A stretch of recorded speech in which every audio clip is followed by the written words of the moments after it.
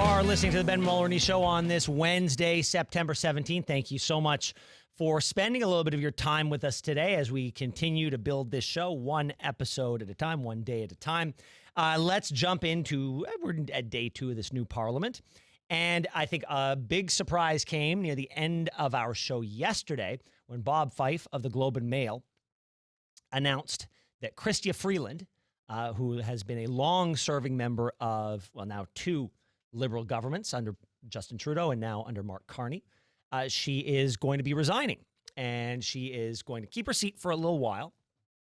And instead, she's going to be taking up some sort of an amorphous role as an attaché special envoy to Ukraine. And we got a lot of questions about this. We got a lot of theories about this. I posited yesterday that having served in the 2, I would say, highest profile roles in the government, short of being prime minister, that is to say Minister of Finance, as well as Minister of Foreign Affairs. She's now transport, or she has been transport, and the Minister of Internal Trade. And, important, not the highest of high positions in a government. And so it was what else can she do? What other portfolios are there? What's the next hill to climb in government?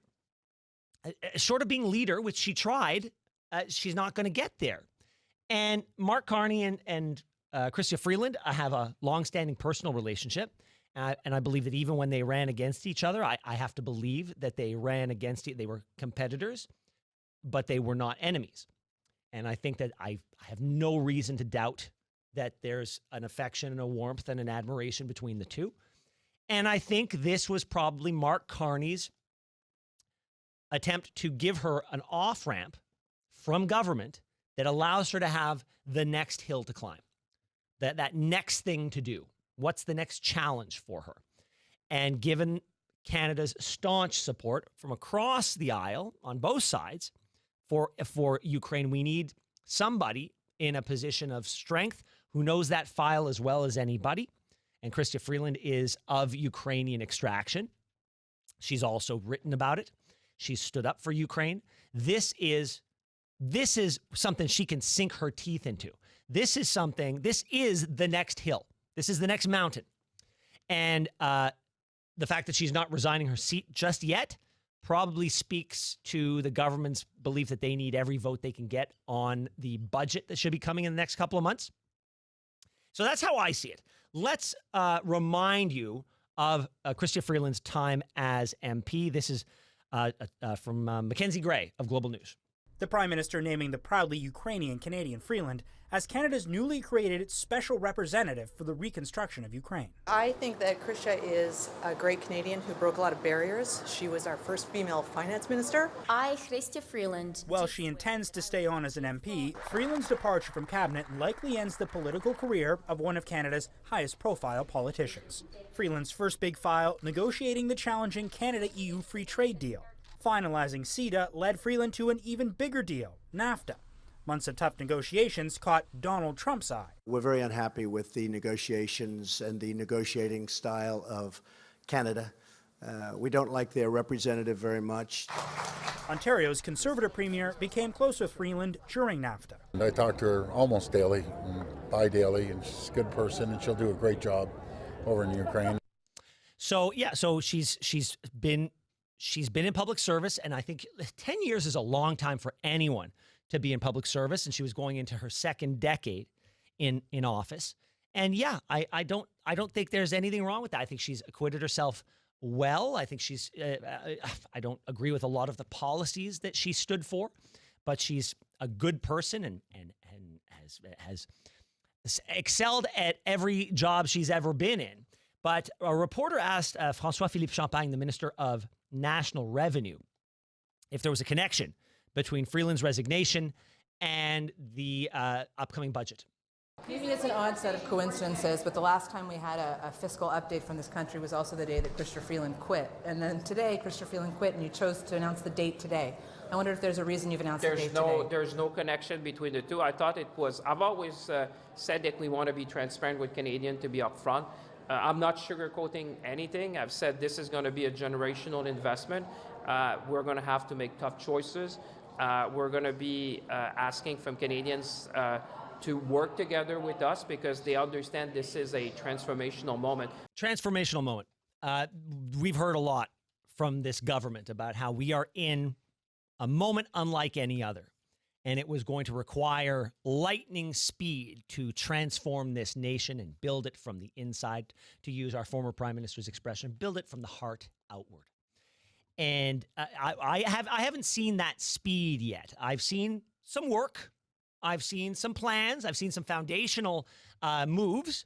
And one could argue that you have to do those things first before the lightning speed can happen. Otherwise, you're going to be all over the map. So I get that. I get that.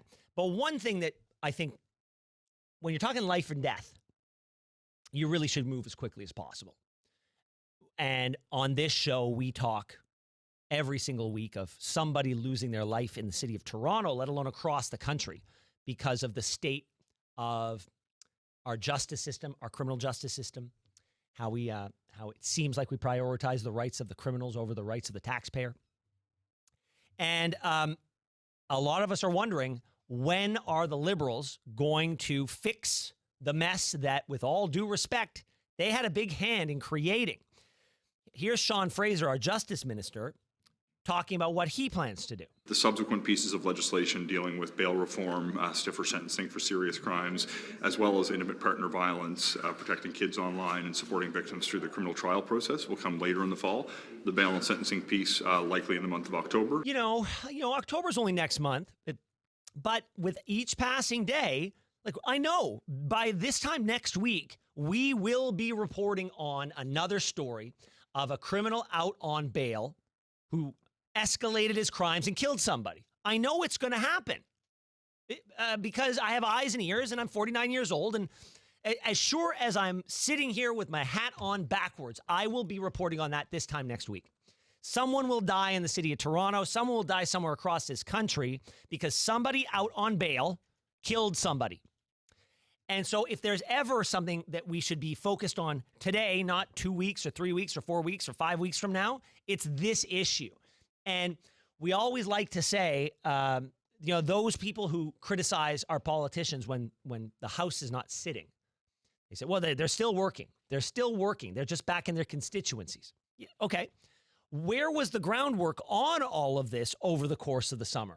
Why wasn't this introduced on day one? Everybody knows this has been an issue. It was an issue that the Conservatives tried to bring up in the last election. And the Liberals didn't bite because they knew they didn't really have a leg to stand on. But they get reelected, start working on fixing the problem that you guys broke. And you could have introduced a piece of legislation yesterday. And it would be working its way through the parliamentary system right now. But let's be a little generous here and say, how are they possibly going to get everything done on day one? Because there is so much, honestly, that has been messed up. I know. I can see that. I said, like, yes. And that's generous in a backhanded way. Foundational work was done because we really have so many problems. You probably need to, like, okay, let's reestablish, let's level set, let's create a new set of systems so that we can then work within this new system. I get that. I'm fine with that. But over the course of the summer, the big brains that work over at Justice could have been working on a piece of legislation that we could be talking about today. Well, I mean, clearly they did take the summer off. Did they? I mean, they said it was their summer vacation. It's not summer vacation. They were doing work. I get it. Important work was done. But this, again, to go back to the argument I was making, somebody is going to die this week. Like, of course they will. Somebody's going to die this week. Probably at the hand of somebody who should have been in custody. Probably a youth. We know that 8 of the 31 murders in Toronto this year committed by youth. Yes. So that's all I'm saying. Why not day one? Because, again, what we're saying, it's not day one for you. You were working through the summer. Your staff was working through the summer. We didn't get to anything else I want to talk about, but that's okay.